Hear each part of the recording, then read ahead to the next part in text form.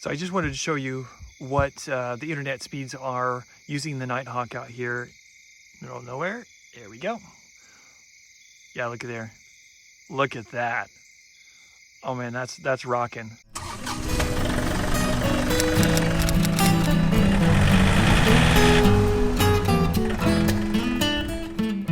Hey guys, Geek with the Tractor here. I'm out here enjoying the beautiful weather. We're about middle September now, and I have all kinds of neat little fall projects on my mind. As a matter of fact, we're coming upon fall, I think in about a week now. I'm out here with my girl here, Spice. Yep, she's chilling with me here. But I wanted to do a quick geek out for you guys, because if you live in the big city, you don't have a problem with internet, probably, most likely. I don't know, maybe you do. But for whatever reason, when you come out in the country in rural America, you realize really quickly how bad the internet infrastructure is. And you would think a great country like United States of America would have amazing internet all over the place. But for whatever reason, it doesn't. I have 2 DSL lines that get, on a good day, 3 to 5 megabits per second download speeds. And the upload speeds I'm not even going to mention those. But I love the country. It's beautiful out here, wide open spaces, the beautiful scenes, the fresh air and everything like that. But goodness gracious, can you imagine trying to upload a YouTube video on that? So anyways, I have Verizon for my cell service, and well, it kind of works like this. Can you hear me now? No? Can you hear me now? Hello? Hello? Hello? Yeah? Oh, hi. Hello? Hello?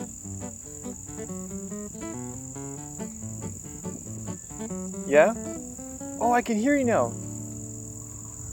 Yes, I got...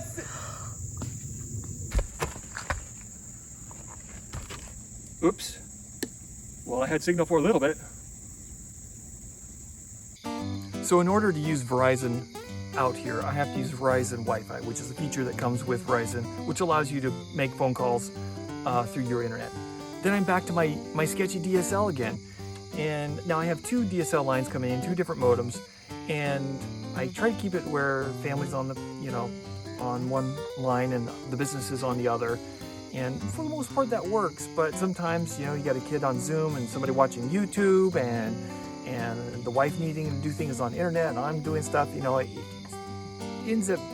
kids end up on business and I end up on the other line. It's not a hard, clean break. And I can't tell you how many times the DSL lines just drop. The internet goes out for maybe a few minutes at a time, and you're in the middle of something, you're like, oh, you have to wait for it to come back. And I'd say in the last 6 months, we've probably had 3 times where somebody upline of us has cut the main line, and we've been out without internet for either 12 to 24 hours, or maybe even a little longer. One time, I believe it was. Well, I had a friend come out one day, and he has AT&T. Now, I'm not sponsored by AT&T, Verizon, or the product I'm about to show you, but I'm just really excited about what I'm about to show you. And a lot of, the cell phone stuff, it's all about kind of, where you are. And AT&T could be great in one place, Verizon could be great in another. Well, anyways, my friend was there, and he sat down on the couch, and I said, hey, let me check out your speeds. What kind of speed you got here? And he was pulling down like 20 or 30 megabits per second. Now, granted, it's not like the big giga city, which is like half an hour from me getting, like 700 megs down. But compared to what I'm getting now, or was getting before, that was amazing. So I thought, hey, well, why don't I do this? I still want to keep Verizon because I like it with my travels, and I've been with them for so long, kind of brand loyalist here. Let me get an AT&T, let me get an iPad with AT&T service and just tether on it. So that's what I did. So I got this iPad here, and I just got a plan on it, and I was tethering on it. I got unlimited, but those sneaky unlimited plans, right? So I can only tether like my computer or other devices up to about 15 gigabytes. And then I get the warning that says, well, you know, after 15 gigabytes, we may limit your bandwidth or something like that during, you know, peak hours or whatever. So I was like, oh man. So I was kind of looking around for something that, because 15 gigabytes can get eat up really quick. So this is what I want to show you right here. This bad boy right here. This thing is called the Netgear Nighthawk. Now if you go to try to find this one, which you might see this still at some places. I was able to buy this, you know, full price at Best Buy. I got this one for like 250 bucks, okay? A little pricey, but well worth it. This is my first month with it. And all I did was I took out, if you look here on these iPads, I took out the SIM card on the iPad, popped the back off of this thing here, and I'm not going to bore you with going through how that works, but it's pretty simple. You just pop it off and you slip it in. And I have full internet service out here. Now, what's really interesting is I can connect any of our devices on this Netgear Nighthawk, and I get full unlimited service as if I was using my iPad. Now, after 50 gigabytes of usage, I did get a little text message saying kind of the same thing that they said whenever I had used my 15 gigabytes of tethering, where you kind of use the iPad as a hotspot. But using this, I'm able to connect anything and still use my full contract, you know, whatever is on the unlimited contract limits, you know, up to 50 gigabytes. Now, what's interesting, being out in the country, there is hardly any high volume or high traffic scenarios out here. So this is, look, I want to show you this here real quick. This is the screen there. On the left side, you have the power, kind of how much it's powered, and you can plug it in. It's battery powered too, so I can carry it around. Like out here, I'm running my internet speed out here really pretty good. Now you can see I've got about 3 bars, and this simply connects to the tower just like the phone does, and it's got the 4G LTE there. Now look at this. I have one more day left on my month, and I have used 149 gigabytes of bandwidth. Okay, now just to be real clear here, that's gigabytes. Now these internet companies, they will advertise their speeds based on gigabits, and if you're not familiar with that in geek terms, basically a byte has 8 bits in it. So somebody sitting around an ISP company, internet service provider company, thought, you know what, we're going to advertise based on bits, so it sounds like they get a lot more speed. Oh, and Elon Musk, if you're watching my video right now, I am so looking forward to whenever Starlink goes into full service. If you guys don't know, SpaceX, which is one of Elon's many successful companies, is putting up satellites across low orbit satellites, which are planning to provide high-speed internet for rural America. It's going to be amazing. I'm so excited. I can't wait till it happens. Now, this one here, you will see a blue screen. If you search net, and I'll put some links in the description as well to this device here. If you are in rural America and are needing something better, like I said, you're going to have to get onto a plan for this particular device. I recommend just getting like an iPad plan or something like that, and taking out the SIM card and putting it in here. It works great.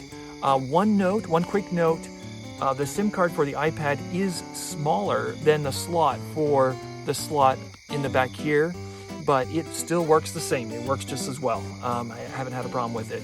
So it's really, really good. But as you can see it was 150 gigabytes of usage in 1 month, and it's going to reset tomorrow. So plenty, and I haven't noticed any, limits or anything like that on the speeds. Pretty good as far as being out in the middle of no man's land. So I just wanted to show you what the internet speeds are using the Nighthawk out here. Middle of nowhere. Here we go.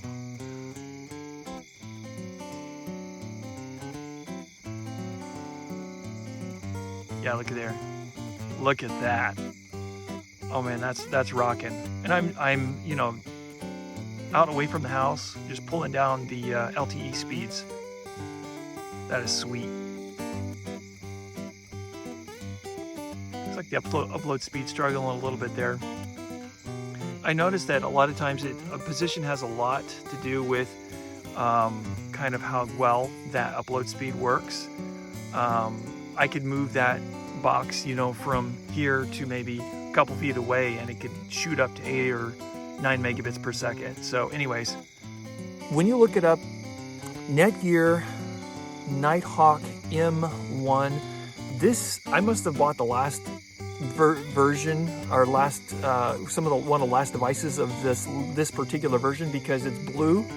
You will see mostly now for sale the purple screen. Has a purple screen, which I think is simply their upgrade hardware model. So anyways, if you are out in the country, if you are doing the RV thing, if you were traveling a lot in rural areas, I think there's probably a Verizon equivalent to something like this as well. I just know where we are, for whatever reason, the way the towers are configured, this little valley, AT&T services pretty well compared to Verizon. Both great companies, but check out the Netgear Nighthawk M1. It works amazing. You will not be disappointed. So until Starlink gets off the ground, or we get fiber running all over the place, which is really costly to do, we're gonna have to continue to depend on the cell towers. And they've, you know, Verizon, AT&T, and, you know, however those companies all work together or don't work together, have done a pretty good job of dotting this country with those towers, and they work pretty decent. And 5G is coming out. And whatever you think about that, it's looking pretty amazing. So I'll probably, you know, be looking to that more seriously, probably sooner than later, unless Starlink kind of gets off ground. And by the way, I already signed up for it, so please let Geek with the Tractor get in on the action, and I will talk about it, Elon. Anyways, Geek with the Tractor signing off for now. Keep tracking. Oops.